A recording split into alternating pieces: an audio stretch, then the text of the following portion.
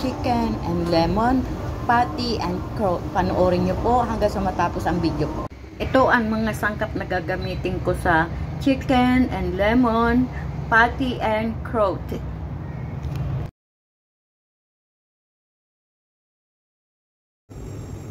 Guys, mag-umpisa na tayo at umpisahin ko dito sa mga ingredient. 4 tablespoon Madeira wine. At igayat na rin po natin yung boneless chicken, slice cube. At isunod ko na po ang sausage at tatanggalin ko sa balot.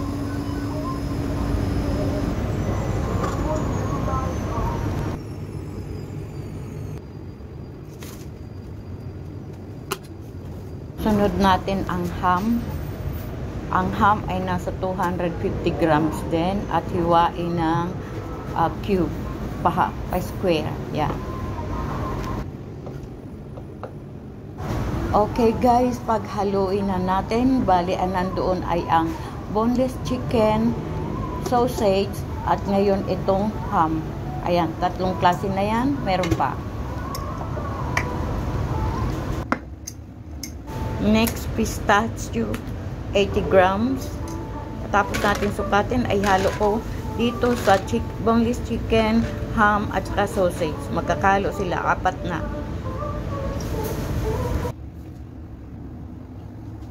Next, 1 large beaten egg.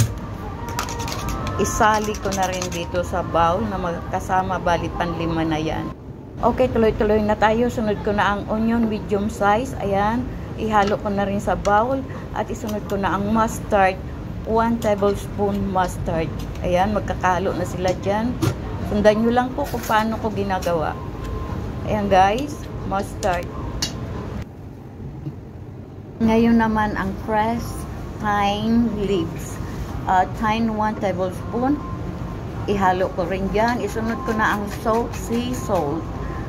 Ayan guys, at isunod ko na ang black pepper. Sunod-sunod lang po yan. Okay, go, go, go, go. Ayan, gamitan natin ng spoon at haluin maigi. Haluin ng haluin. At pagkatapos po niyan ay i-marinate ng 20 minutes. Okay, 20 minutes. At bago yan, dapat naka-preheat na yung oven ng 180 degrees Celsius. At yung tira palang 3 tablespoon Madeira ay hinalo ko na rin po doon. Nakalimutan ko lang pakita sa inyo guys. At ito, tuloy-tuloy na tayo habang nakamarinate yung pinaghalo-halo kong ingredients. Ito po, nire-ready ko na yung paglalagyan ng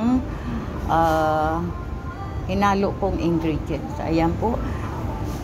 Ayan, ayusin po natin yung dough na dapat po walang punit yan sa gitna at po, ayan, ganyan po ang pagkakaayos niyan guys.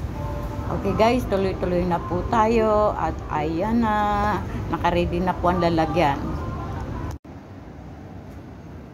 Naayos ko na at nailagay ko na po sa loob, pero po hindi ko na ipakita kung paano ko inilagay. Okay, ganito po yon. Una, yung kalahati ng nakamarinate, ilagay nyo muna ang kalahati sa ilalim. At yung naka-separate na boneless chicken na hiniwa ko ng pahaba, igitna po nyo yon, ipahaba nyo doon sa loob niyan. Tapos po yung tirang kalahati, ilagay nyo po sa ibabaw. Ayan po ang kalalabasan niyan guys. Okay guys, tapos gawa ulit kayo ng isa pang dough para itakip dyan sa ibabaw. Sundan nyo lang po guys. Medyo may kahirapan din po, pero pag lagi nyo nang ginagawa, madali lang gawin. Okay guys, ayan, tuloy-tuloy na po tayo.